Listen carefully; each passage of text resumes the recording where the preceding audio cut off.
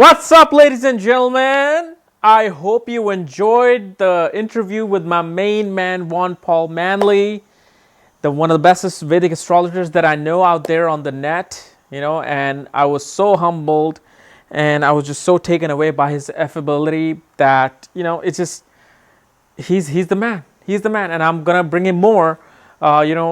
Out of his busy time, I'm gonna try to arrange another interview with him so we can talk more in depth about Vedic astrology. But if you haven't checked out his interview, the link is in the description section below. Okay, so check out that interview. All the insights of Vedic, the main insights of Vedic astrology, I talk about him in this interview. Okay, so it's a very personal and in-depth interview. So today we're going to be talking about Mercury in the first house. That's right. What happens when Mercury comes into the first house? Well, first of all, what is the first house? First house is the ascendant. It's your map of your entire life.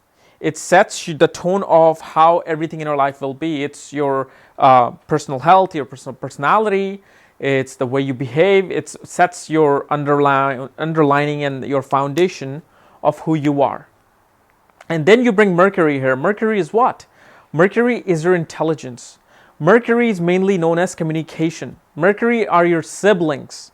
Mercury is technical skills that you have in your life, like any kind of skills, and mainly we emphasize on communicative skills.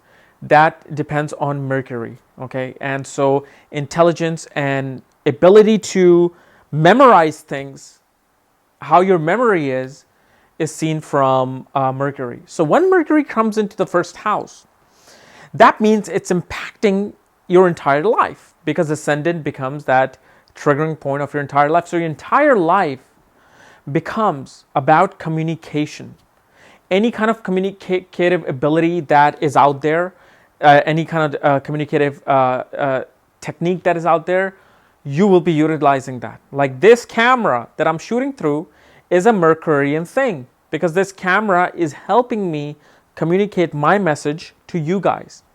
So a lot of things comes into this Mercury in the ascendant realm.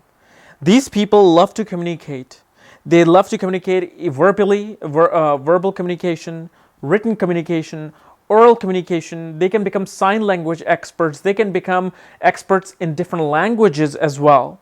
These people have a very artistic mind, because Mercury then also is, it's influencing your head. So they become this philosophical type intellectual artists, because even though philosophy is more of a Jupiterian thing, but Mercury is intelligence. Intelligence meaning that higher type of thinking. So here Mercury makes you want to know more. It makes you curious. And Mercury is kind of like the prince. He's known as the prince, the son of the king.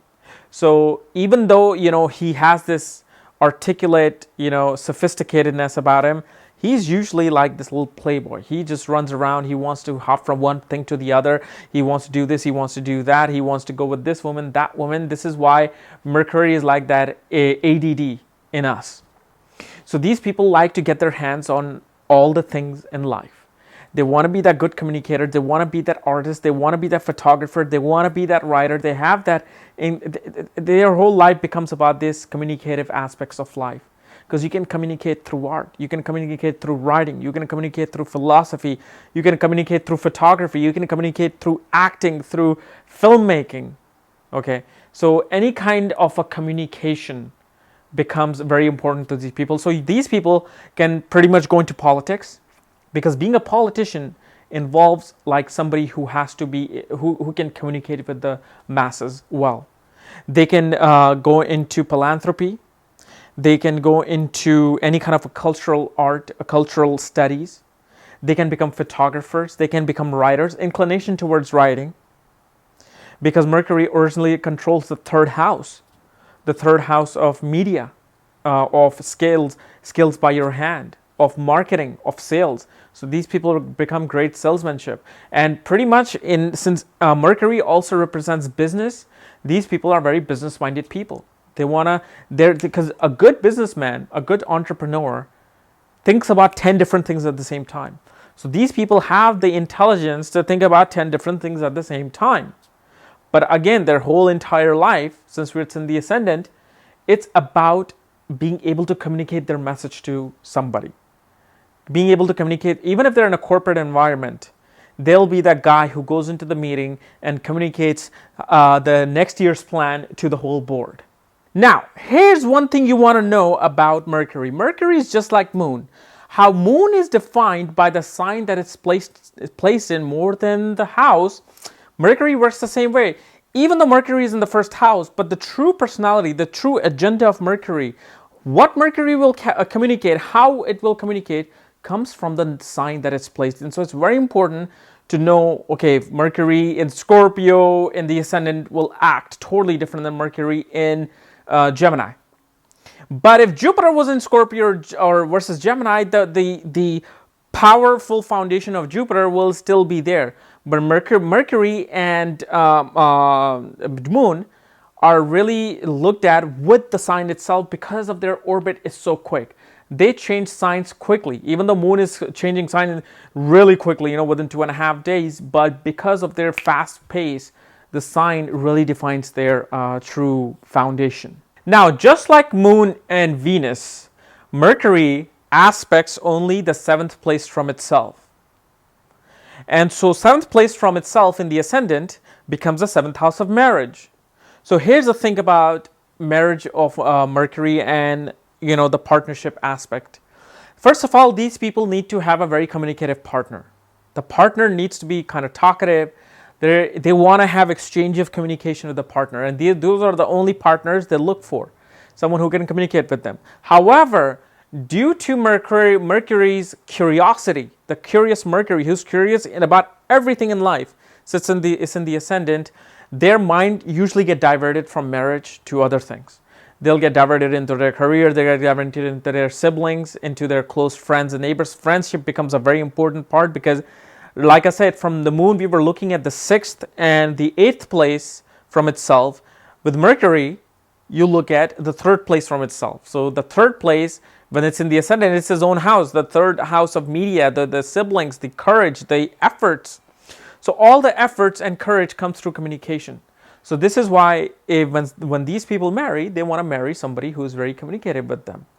And they want to communicate the message to other people, because 7th house is the house of other people, of masses, of legal partnership, of marriage, anything to do with legalization of partnership. So again, attorneys, they can be making good communicative attorneys, because in order to be an attorney, it's no longer now a Jupiter or Saturn thing. It's also a Mercury thing, because attorney talks, and a good communicator will always win the case. That's how it is. Not who has the best evidence or who is right or wrong. It's who can communicate and convince the jury. So you can also see lawyers in this. See, this is a multi-dimensional type of a Mercury. Okay, so here, pretty much they can take up anything, but as long as it involves entrepreneurship, business of communication, that's where they really excel. So 7th house of partnership, they look for a very young partnership, for somebody who's very young at heart, somebody who's very communicative, because Mercury also represents youth.